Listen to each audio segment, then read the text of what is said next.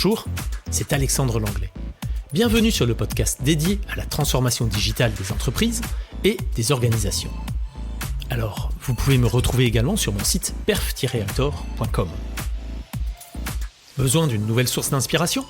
C'est ici que ça se passe, et toujours en moins de 5 minutes. Alors, c'est parti. Je vais aborder un sujet qui dérange, la bien-pensance en entreprise. Alors, Julia de Funès, philosophe et essayiste, critique vivement ce qu'elle décrit comme une moralisation envahissante dans le monde professionnel. Elle y voit un obstacle à la pensée libre et un frein à l'innovation. Mais que signifie réellement cette bien-pensance ? En quoi diffère-t-elle de la bienveillance ? Et quelles sont ses conséquences concrètes dans la gestion des équipes ? Et surtout, comment peut-on contrer cette tendance ? C'est ce que nous allons explorer. La bien-pensance peut se résumer à une adhésion conformiste aux valeurs en vogue dans l'entreprise, sans véritable réflexion personnelle. On adopte des idées parce qu'elles sont socialement acceptables et non parce qu'on les croit réellement justes. En entreprise, cela conduit souvent à un discours aseptisé où chacun évite de dévier de la norme pour rester du bon côté. A l'inverse, la bienveillance est une attitude sincère, orientée vers le bien-être des autres, sans chercher à imposer une pensée unique.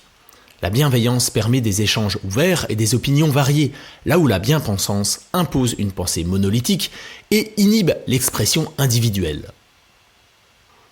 Mais quels effets concrets cette bien-pensance peut-elle avoir sur la gestion des équipes ? Voici quelques exemples. Tout d'abord, la paralysie du débat et de la créativité. Dans un climat de bien-pensance, il devient risqué de remettre en question les normes établies ou de proposer des idées hors cadre. Par peur d'être mal interprétés, beaucoup choisissent alors de se taire, ce qui limite la diversité des idées et freine l'innovation. Cependant, pour encourager la pensée critique, il est essentiel de valoriser les opinions divergentes.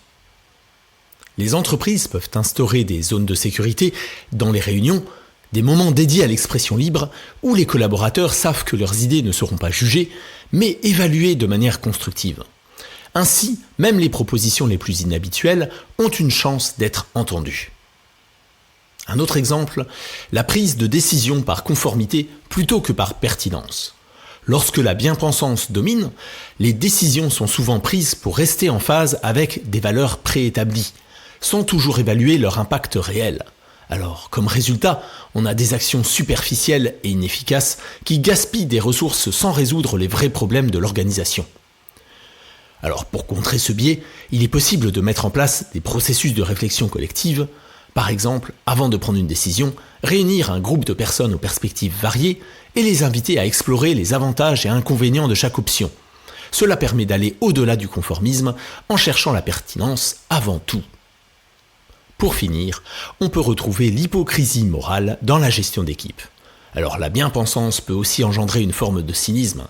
Les managers peuvent prêcher des valeurs d'inclusion ou de bien-être tout en mettant en place des pratiques qui, en réalité, vont à l'encontre de ces principes. Les équipes finissent par voir ce décalage, ce qui génère de la démotivation et une perte de confiance dans le management.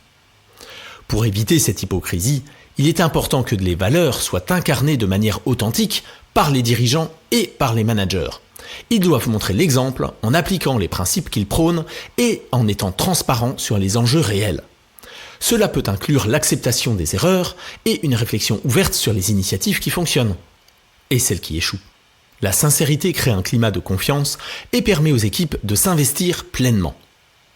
Il est également essentiel de distinguer la pensée critique de la pensée systématique.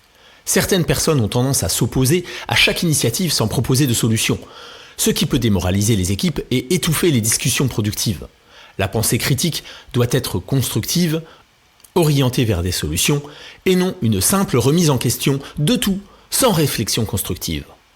Pour encourager une critique constructive, les managers peuvent inviter chaque personne qui exprime une objection à suggérer une alternative. Cela crée une culture où les critiques sont des leviers d'amélioration et non une simple opposition. Pour que les entreprises puissent véritablement innover et se transformer, elles doivent encourager la pensée critique en acceptant les opinions divergentes et en remettant en question les normes établies. Cela passe par des pratiques comme l'instauration de moments d'échange libre, l'encouragement à proposer des solutions et une cohérence sincère entre les valeurs affichées et les actions du dirigeant. Alors, merci d'avoir écouté cet épisode de Digital Actor.